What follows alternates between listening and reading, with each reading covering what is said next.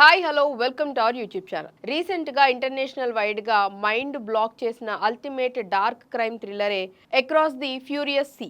ఇందులో Chinese super star Huang Bo ఒక తండ్రిగా తన యాక్టింగ్తో థియేటర్లో ఏడిపించేశారని చెప్పాలి. అలాగే భయపెట్టారు కూడా. మరి ఈ భయంకరమైన సముద్రపు వేట వెనుక ఉన్న ఆ షాకింగ్ మిస్టరీ ఏంటో ఇప్పుడు మనం తెలుసుకుందాం. కథ లావుగు అనే ఒక సాధారణ చైనీస్ చేపల వేటగాడి చుట్టూ తిరుగుతుంది. అతను సముద్రంలో రాత్రి పగలు కష్టపడుతూ తన కూతురు జిన్జిన్ను జపాన్ పంపి చదివిస్తూ ఉంటాడు.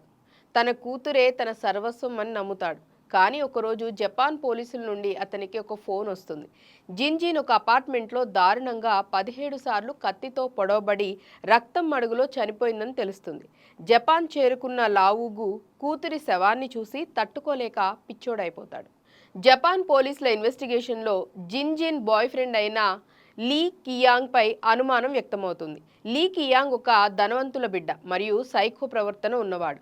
లీ కియాంగ్ జపాన్ నుండి తప్పించుకొని చైనాకు పారిపోయాడని తెలియటంతో లావుగు ఆ ఫ్యూరియస్ సీని దాటుకుంటూ చైనాకు వస్తాడు.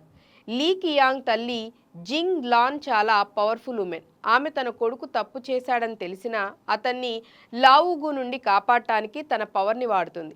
ఇక్కడి నుంచి తండ్రికి మరియు ఆ తల్లికి మధ్య ఒక గ్రిప్పింగ్ చేజింగ్ గేమ్ మొదలవుతుంది.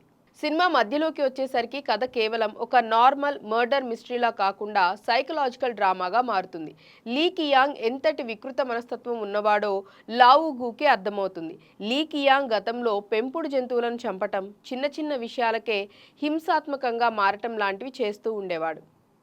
ఇక ఇంటర్వెల్ సీక్వెన్స్కి వచ్చేసరికి లీ కియాంగ్ని పట్టుకునే ప్రాసెస్లో లావుగు చట్టాన్ని చేతుల్లోకి తీసుకుని వినాశనం సృష్టిస్తాడు. దాంతో పోలీసులు లీ కియాంగ్ని పక్కన పెట్టి లావుగిని ఒక అగ్రెసివ్ క్రిమినల్గా చూస్తూ అతన్ని అరెస్ట్ చేయడానికి ట్రై చేసే ఒక ఊపిరి సలపనివ్వని ట్విస్ట్తో ఇంటర్వెల్ కార్డ్ పడుతుంది.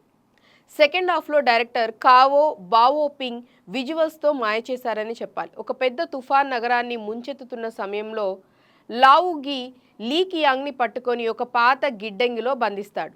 లీ కియాంగ్ తల్లి జింగ్ లాన్ కూడా తన కొడుకును కాపాడుకునే క్రమంలో ప్రమాదంలో పడుతుంది. అయితే జపాన్ పోలీసులు జిన్జిన్ రాసిన సీక్రెట్ డైరీని, ఆమె సోషల్ మీడియా అకౌంట్స్ని ల్యాబ్లో డీకోడ్ చేసి అసలైన నిజాన్ని కనిపెడతారు. ఆ నిజం చైనాలో ఉన్న లావుగికి ఇన్ఫర్మేషన్లా అందుతుంది.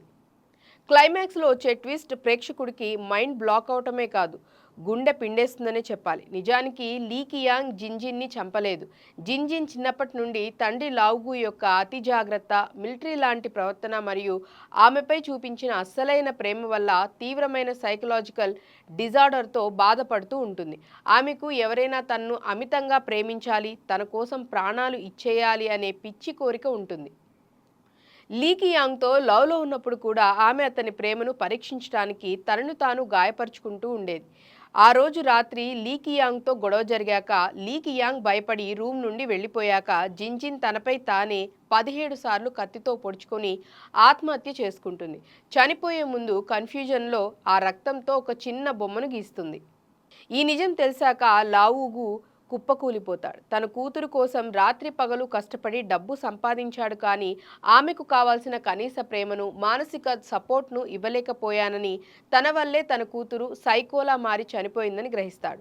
తాను కసితో వేటాడిన లీ కియాంగ్ని వదిలేసి సముద్రం ఒడ్డున తన కూతురి సమాధి ముందు మోకరిల్లి ఏడ్చే ఒక అత్యంత విషాదకరమైన మరియు కళ్ళు చెమర్చే ఎండింగ్తో సినిమా ముగుస్తుంది.